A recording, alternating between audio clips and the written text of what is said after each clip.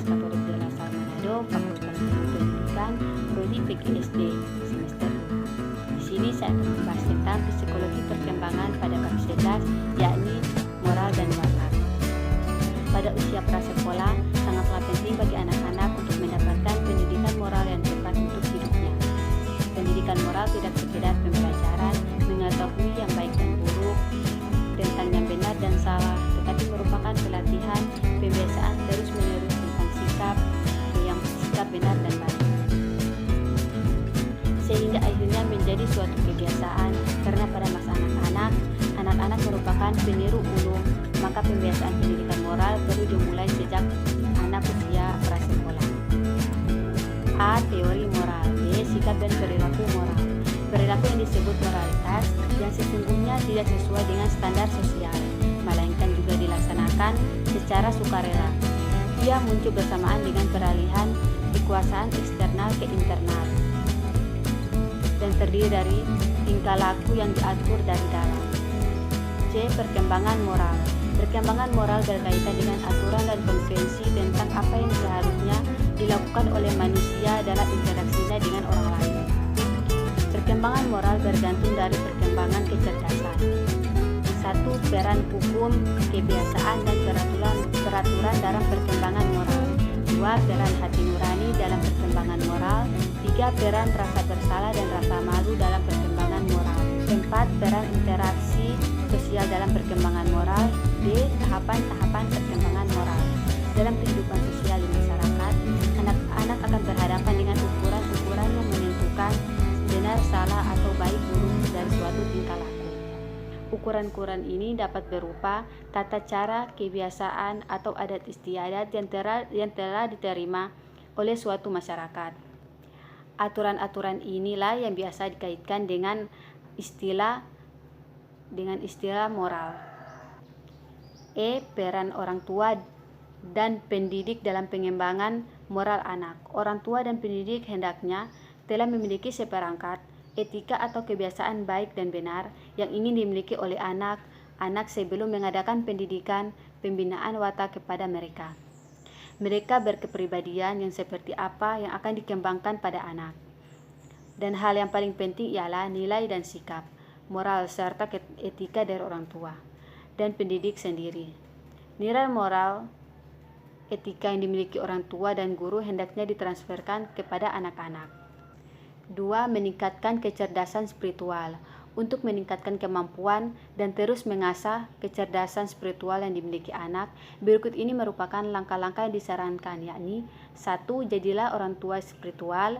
2. Bentuklah perumusan misi hidupnya. 3. Bersama-sama membaca kitab suci dan menjelaskan maknanya dalam kehidupan. 4. Ceritakan kisah dalam tokoh spiritual. 5. Diskusi berbagai persoalan tentang perspektif rohanian. 6. Libatkan anak dalam kegiatan ritual keagamaan. 7. Bacakan puisi atau lagu spiritual dan inspiritual. 8. Bawa anak menikmati keindahan alam. 9. Bawa anak ke tempat orang menderita. 10. Ikut serta dalam kegiatan sosial. Dan selanjutnya, perkembangan sosial pada anak. Anak usia prasekolah adalah individu yang sedang mengalami suatu proses pertumbuhan dan perkembangan. Pada masa ini, anak mengalami perkembangan yang sangat pesat dan fundamental bagi perkembangan selanjutnya. Perkembangan sosial anak akan dipengaruhi oleh 3 faktor, yaitu keluarga, masyarakat, dan sekolah. A. Definisi rasa sosial. Perkembangan sosial adalah suatu proses untuk membentuk nilai, keterampilan, kelakuan, dan sikap seseorang sedemikian rupa sehingga sesuai dengan tentuan masyarakat tempat ia hidup. B. Masalah-masalah yang berkaitan dengan perkembangan sosial. C. Pengaruh lingkungan dalam perkembangan sosial anak taman kanak. 1. Keluarga. Fungsi keluarga dalam perkembangan sosial anak. Keluarga mempunyai peranan yang sangat penting bagi proses sosialisasi anak, karena keluarga merupakan tempat awal kontak utama kehidupan anak. Fungsi keluarga yang sangat penting diantaranya sebagai wadah sosialisasi bagi anak-anak. Keluarga merupakan suatu sistem interaksi antara individu secara timbal balik. 1. Gaya pengasuhan. 2. Otoriter. 3. Otoritatif. 4. Pemurah permisif. 5. Tak peduli atau tak terlibat. D. Macam-macam masalah yang berkaitan dengan pergaulan atau hubungan sosial. 1. Agresif. Agresif merupakan tingkah laku penyerang baik secara fisik maupun verbal. 2. Negativisme. Negativisme adalah perlawanan terhadap tekanan dari pihak lain untuk berperilaku tertentu. 3. Pertengkaran. Pertengkaran merupakan perselisihan pendapat yang mengandung kemarahan yang umumnya dimulai apabila seorang melakukan penyerangan yang tidak beralasan. 4. Mengejek dan menggertak. Mengejek merupakan secara lisan terhadap orang lain tetapi menggertakkan merupakan serangan yang bersifat fisik. 5. Perilaku yang sok kuasa. Perilaku yang sok kuasa adalah kecenderungan untuk mendominasi orang lain atau menjadi majikan diarahkan secara tepat. 6. Prasangka. Landasan prasangka terbentuk pada masa kanak-kanak awal, yaitu tak kala anak menyadari bahwa sebagian orang berbeda dari mereka dalam hal penampilan dan perilaku. 7. Bohong. Berbohong merupakan hal yang sering dilakukan oleh anak-anak, biasanya dilakukan dalam bentuk memutarbalikkan kebenaran, melebih-lebihkan, membual, memfabulasi, menyalahkan orang lain untuk kesalahan yang dibuatnya sendiri, melindungi diri dari hukuman orang tua, menolak kenyataan, belum dapat membedakan antara kenyataan dan fantasi, benci terhadap orang lain, melindungi anak lain, ingin sesuatu. Dan yang selanjutnya bab 12. Bab 12 di sini saya akan membahas tentang psikologi perkembangan pada pendidikan di Indonesia. Aplikasi psikologi perkembangan terhadap pendidikan di Indonesia. A. Definisi. Psikologi perkembangan adalah bidang studi psikologi yang mempelajari tentang perkembangan manusia dan faktor-faktor yang mempengaruhi perilaku seseorang sejak lahir sampai lanjut usia. B. Tempo perkembangan. Tempo perkembangan merujuk kepada jangka masa dalam kehidupan seseorang yang ditandakan dengan beberapa kriteria. Tempo perkembangan tersebut manusia dibagikan mengikuti urutan, yaitu 1. Prenatal, 2.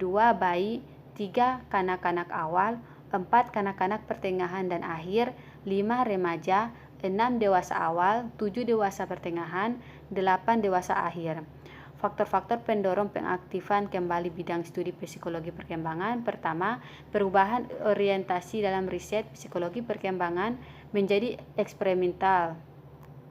Kedua, ditemukan kembali hasrat karya Piaget. Ketiga, ditemukan kembali terhadap asal mula tingkah laku yang ditandai dengan meningkatkan riset terhadap bayi. C. Jenjang pendidikan. Jenjang pendidikan adalah tahapan pendidikan yang ditetapkan berdasarkan tingkat perkembangan peserta didik. A. Pendidikan dasar. Pendidikan ini merupakan pendidikan awal selama 9 tahun pertama masa sekolah anak-anak.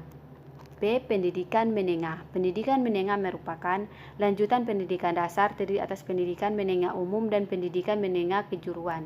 C. Pendidikan tinggi.